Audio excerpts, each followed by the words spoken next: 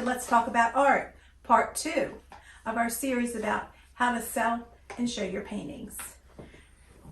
Okay, we discovered a lot of things on the last video we did on this series, and we got a pesky dog, as you can see. She's nosy. Her name is Myra, and she's probably going to cause a little trouble. Right, Myra? You want to say hi to everybody, you little pest? Okay. All right, so other artists. I got it on my list as other artists, and it's important, and I don't do it enough, I'll be honest with you. We artists are some kind of, like, maybe you would call, we like to go into our place of where we don't want to see people, okay? We're not really, we're friendly, but we're not crazy socializers. We can be when we want to be, but most of the time we're kind of like introverted, so that's okay. It's how we're built. But sometimes, you should hang out with some artists. If you do a show, go around and meet some artists. I know when we have, I can especially remember the big show we did down in Miami, and we went around and made ourselves available to the artists, and they were friendly, and we talked and we shared ideas.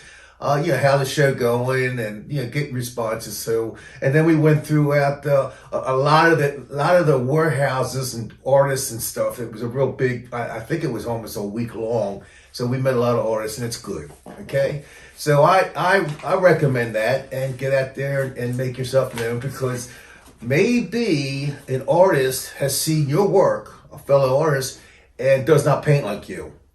And he has a collector that likes your style work, and he could kind of lead you to him or her, and you could create a customer out of that, and vice versa. You could do the same thing. So I do recommend that. Social media is a really important part of our lives today. The majority of people are on Facebook, Instagram. People sell on Etsy, they buy on Etsy. So those are really important places to showcase your work. You have to remember that when you do that, you need to be very proactive as to following up and making sure that if you have comments, that you comment back, you answer the comments, you add new things all the time to make people interested in coming back to see your Facebook posts. Ask them to share them. That's an important thing, because you only have so big of a base, unless you're some of these influencers who have huge bases. You only have so much of a base, but if people share, that just increases the amount of exposure you get. Etsy's a good way to sell. They do take a good percentage of your sales, but it's a good place because a lot of people look for items on Etsy, and it has a lot of different avenues, and there's so many different things on Etsy that people come and they can spend a lot of time on Etsy, and if they see your site and like it, they're going to come back and they're going to check out all your artwork. All right, yeah, Nancy said, she's mentioned, Etsy and Instagram and this sort of things. And when Etsy does take a fee, they take a fee.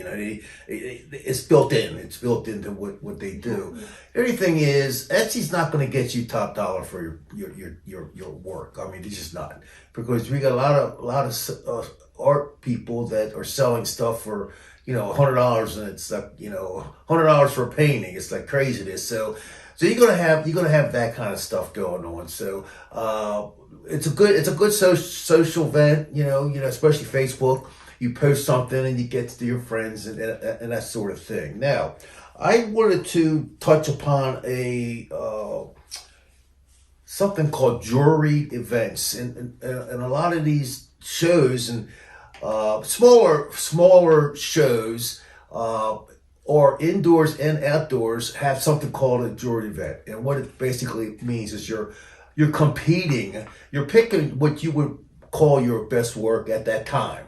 And you're competing with other artists, and it's like a jury of art critics, and they vote in who's going to win the prize. It's a first, second, third prize. And what that does, it boosts your confidence, number one. It's not a big deal. I don't get off on that stuff, to be honest with you. And it builds a resume. You have another thing to put on your list that you won and this and that. When it gets really right down to it, unless you're Picasso, Van Gogh, or Matisse or someone like that, your work's going to speak for itself. And it doesn't matter. I could care less what a curator thinks about my work, because I don't paint for him anyhow, or her. Okay, I paint for myself, and if someone likes my painting, they buy the paintings. That's simple. So the work's going to stand up for himself. I get so sick and tired of these galleries. They want to know which gallery you've shown in, and let's say it's the first gallery. So what are you supposed to fake a resume and lie about it? It's just goofiness, and I don't care for it. I don't care for it one iota. Again, the work will speak for itself. So just do skillful work and get the eyes that you want. Get the eyes that you want to look at your work, and you'll sell some work. It's that simple. And like Roland was saying, people want to know where you went to school, where you studied, who you studied under. Look back at the amazing painters, Picasso, right, Rembrandt, Michelangelo, Van Gogh, all these painters. They didn't go to school. They didn't have that kind of a background. They just painted for the love of art. And look where they are. Look what it got them. They got to be famous. So it doesn't matter where you've studied or who you've studied under. That's all good. It's all good to learn from people and learn, but it's not a necessary 100% thing that you have to do. So just remember that. Paint for the love of painting. And I want to talk about another venue, which is like First Fridays or artworks in your local communities, towns, cities. They all have these, and they're usually set up around other galleries, interesting shops, and vendors set up outside, and they usually have food and wine and everything else, and people wander and talk, and it's a good gathering place. It's a good place for you for more exposure, to show your items, show your artwork, and get your website out there. That's what you want to do. So the more gatherings, the more places that you can physically show your artwork, where people can actually walk up and see it in a physical. It means a lot when people can walk up and see something physically and get close to it and examine it. It brings something out in people. It gets them excited about art. So remember those places, and they're usually very inexpensive to set up, but you still need to remember, you still need to have a tent. You need to get your items there safely. You need to have tables and display units to sell your stuff. So it is a time-consuming way to sell your artwork, but it gets them to look at your artwork and hopefully gets them back to your website. And I like to tell a couple of stories. When you're a young artist, let's say elementary school or junior high school or high school, get your feet wet. Do things like the little school art festival, or do a flea market, or even set up your paintings in a room and get your friends over. Tell them you're setting up a little gallery and you want to get feedback from them, and get the scuffs and the bruises out when you're young, and it's going to happen. Okay, so don't be afraid. Reach out. I want to tell you about a story. When I was about 13, 14 years old, I got a couple of my buddies, and I just got this hair, where. Anyway, I wanted to sell some paintings that day, so I gathered up maybe 2, 3, 4 paintings, and I said, come on out to the highway. We went to a 50-mile-an-hour highway just outside of Baltimore, and we're holding up paintings. That's a big truck route, the big trucks, 54-foot trucks, and they're buzzing by us, and we're holding up these paintings. We're selling paintings, and everything. We're just having a hard time holding on to them. And the two friends says, what are you, crazy? But they did it with me. You know, that's what friends do when you're a teenager. So, and I wanted self-painting. You know, obviously it was just one of these things you think as a young man. So anyway, we did it, and we did, you know, I did some school things. I even went into a school that I didn't go to and set up something in a outside of a gymnasium, a waiting area, and set things up. Didn't sell anything, you know.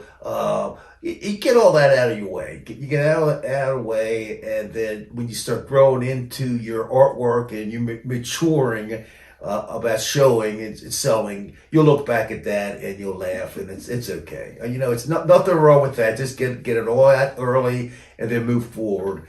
There's going to be a lot of bumps in the road, and it's going to be a lot of disappointments. You only get to the top by that. You know, if you want to really make this your life, your passion is in art. It's gonna work out, but you got to keep it going.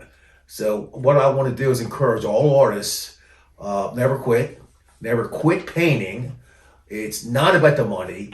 It helps, but it's not just about the money. So, you know, enjoy your art and show it to others. And we want to ask you to smash the like button. Okay, it helps us, and also subscribe. It doesn't cost you one penny. It helps us out so we can continue showing these videos to you. So with that in mind, we'll see you on the next video, and we'll say, "Hush."